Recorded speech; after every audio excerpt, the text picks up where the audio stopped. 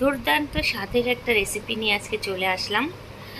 এটা হচ্ছে তিতা শাক ভাজি আলু চিংড়ি মাছ দিয়ে খুবই সহজে তৈরি করে নেওয়া যায়। আর এটা গরম ভাতের সাথে খেতে এতটাই মজার যা আসলে বলে বোঝানো সম্ভব না। বাড়িতে একবার হলেও এটা ট্রাই করে দেখবেন, খেতে অসাধারণ হয়। আর এইটা তেতো শাক, করলা যেমন তেতো ঠিক তেমনই এই শাকটাও তেতো, কিন্তু এভাবে ভাজি করলে বুঝতেই পারবেন না এটা তেতো শাক কি না। আসলে অনেক সময় ভাজার উপরও ডিপেন্ড করে যে শাকটা তেতো হবে না তেতো কম হবে। তো রান্না করা খুবই সহজ এবং খুবই কম সময় এটা রান্না করে নেওয়া যায়। তো চলেন কিভাবে রান্না করেছি দেখে আসি।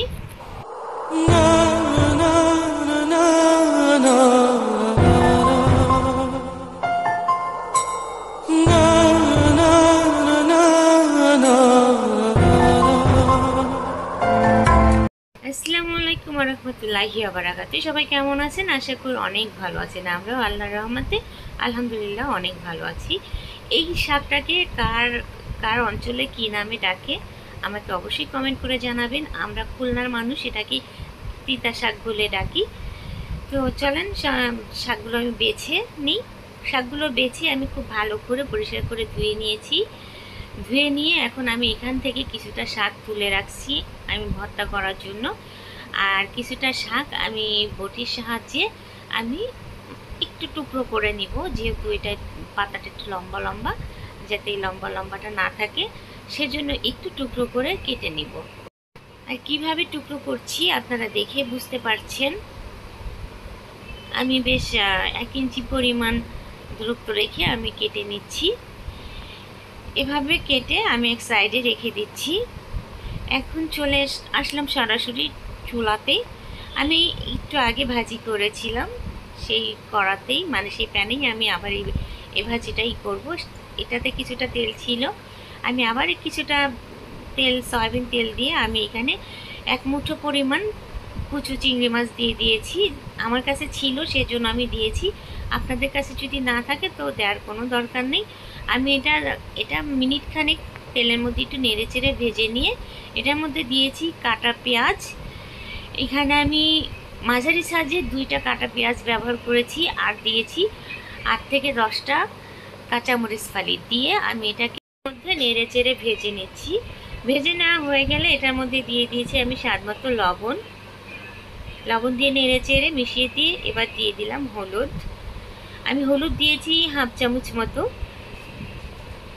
হলুদটা দিয়ে এখন আমি একটু নেড়ে চেড়ে এই পর্যায়ে এসে আমি দিয়ে দিলাম হচ্ছে আগে থেকে কেটে পরিষ্কার করে ধুয়ে রাখা আলুটা আমি কুচি করে কেটে নিয়েছি। আলুটা দিয়ে আমি একটু তেলের মধ্যে নেড়ে চেড়ে ঢাকনা দিয়ে ঢেকে আমি 2 থেকে 3 মিনিটের মতো একটু রান্না করে নিব, যাতে আলুটা 80% সিদ্ধ হয়ে যায়। 80% সিদ্ধ হয়ে আসলে আমি দিয়ে দেব তিতে শাকগুলো দিয়ে এখন আমি উল্টা পাল্টে একটু নেড়ে চেড়ে মিশিয়ে দিব। উল্টা পাল্টে নেড়ে চেড়ে মিশিয়ে দিতে হবে খুব ভালোভাবে সম্পূর্ণ আলুর সঙ্গে। এভাবে যখন মেশানো হয়ে যাবে তখন আমি ঢাকনা দিয়ে ঢেকে আমি 3 থেকে 4 মিনিট রান্না করে নিব। আর এই যে আলুটা আগে সিদ্ধ করে নেওয়ার একটা কারণ হচ্ছে তিতা শাকটা আলু একসঙ্গে দিলে আলুটা সিদ্ধ হতে চায় না, একটু শক্ত শক্ত থাকে।